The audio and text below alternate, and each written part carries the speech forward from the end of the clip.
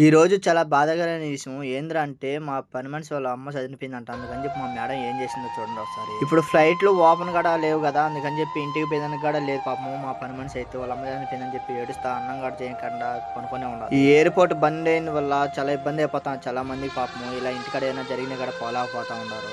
మా మేడం అయితే డబ్బులిచ్చి 150 దినార్లు వాళ్ళ అమ్మ చనిపోయిందంట. వాళ్ళ ఇంటికైతే డబ్బులేసి రాపో అని చెప్పి నాకైతే డబ్బులిచ్చి బ్యాంక్‌కైతే ఎళ్తా ఉన్నాను.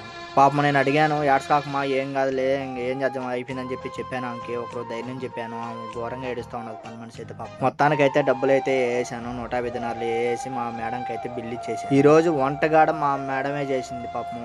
వంటగాడ ఆమె చేయలేదు. 2 రోజుల దాకా ఆమె చేయదంట. మా మేడమే చేస్తది వంటగాడ. మా మేడం గూడా వంటగాడ సూపర్‌గా అంటే సూపర్‌గా చేస్తది. నేను సీలుగడ ఎండబెట్టుకొని మా మేడం ఇచ్చిన అన్నం చూడండి సలాడ్ తెచ్చింది, లడ్డు కోసి ఇచ్చింది, అన్నం ఇచ్చింది. వోళ్ళిచ్చే కూరలు నేను తినని పాటికి మా అమ్మ పంపించిన శనగకాయల పచ్చడి, అలాగే చికెను ఫ్రై అయితే ఉంది. అయి యేసుకొని తినేసాను. మీకు ఇలాంటి వీడియోలు కావాలంటే లైక్ చేయండి, షేర్ చేయండి,